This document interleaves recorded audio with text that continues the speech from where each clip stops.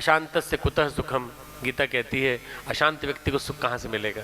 तो शांत बने और शांति के साथ साथ अपने जीवन में आध्यात्मिक चिंतन को स्थान दें। परम पूज्य गुरुदेव वंदनीय माता जी के साथ जुड़ने के बाद गायत्री मंत्र आपके जीवन में फलित होने लगे, गायत्री मंत्र का फल आपको दिखने लगे। गायत्री मंत्र बहुत ताकतवर है, बहुत शक्तिशाली है। इसको सिद्ध करके दिखाया है हजारों लाखों करोड़ों व्यक्तियों ने। गायत्री मंत्र को यदि सही ढंग से जीवन में उतारा तो गायत्री मंत्र को उतारने के बाद उनके जीवन में बदलाव आ गया, बड़ी बुराइयां छूट गईं, बहुत सारे ऐसे कष्ट कठिनाइयां थी उनसे मुक्ति मिली, न जाने कितने प्रकार के रक्षा कवच उनके चारों तरफ स्थापित हो चले गए और समाज में वो प्रगति करते चले गए। आज यदि आप परम पूज्य गुरुदेव वंदनीय माता जी जुड़ रहे हैं तो उस आपके जीवन में एक क्रांति आएगी, बदलाव आएगा। आप निश्चित रूप से बदले हुए होंगे और औरों को बदलने के लिए सक्षम हो सकेंगे। दीक्षा भावपूर्वक ली जाती है आध्यात्मिक परिणय की तरह से। परिणय होता है विवाह, जैसे एक विवाह होता है तो पति पत्नी को दोनों वर्ण कर लेते हैं, पत्नी अपना सब कुछ पति को सौंप देती है, फिर सारा उसका पति का सारा जो भी कुछ ऐश्वर्य है उस पर उसका अधिकार हो जाता है। शिष्य जब गुरु के प्रति समर्पित होता है तो गुरु के ऊपर पूरी तरह से शिष्य का अधिकार हो जाता है और गुरु उसको देता ही चला जाता है। आज से आपको मिलने का क्रम चालू हो जाएगा। गायत्री का देवता सविता है। आपके जीवन में कई प्रकार की बातें होंगी, उन सबको आज छोड़ने का एक संकल्प लेना है।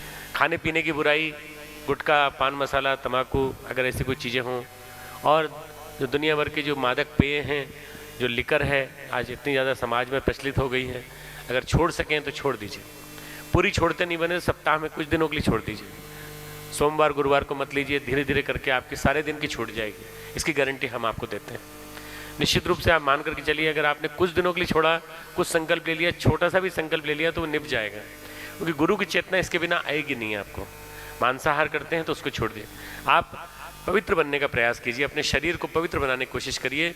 पवित्र काया में, पवित्र मन में ही गुरु चेतना आती है और गायत्री मंत्र फलित होता है। जीवन में कुछ नियमों का पालन करना पड़ेगा। उपासना का मतलब होता है परमात्मा के पास बैठ करके परमात्मा के साथ एकाकार हो जाना, भाव विवल होकर जप करना।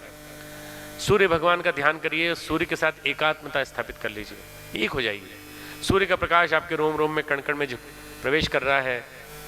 बार बार ध्यान कीजिए, बार बार चिंतन में उन्हीं को लाइए। अगर आपके इष्ट शिव हैं तो शिव का ध्यान कीजिए, अगर आपके इष्ट गायत्री माता हैं उनका ध्यान कीजिए, अगर आपके इष्ट गुरु हैं तो गुरु का ध्यान कीजिए। गुरु के चरणों का ध्यान बड़ा श्रेष्ठ ध्यान बताया गया है। गुरु गीता में आपको पढ़ने को मिलेगा इसके बारे में, किस तरह से गुरु के चरणों के ध्यान से कितना ज़्यादा महत्व मिलता है। तो ध्यान के साथ जप, गायत्री मंत्र को भावपूर्वक जप करना। भावपूर्वक जप करेंगे तो आपके जीवन में फलित होगा। हमारे YouTube चैनल शांति कुंज वीडियो गायत्री परिवार को सब्सक्राइब करें एवं बेल आइकन जरूर दबाएं ताकि गायत्री परिवार की विभिन्न गतिविधियों की जानकारी आपको मिलती रहे।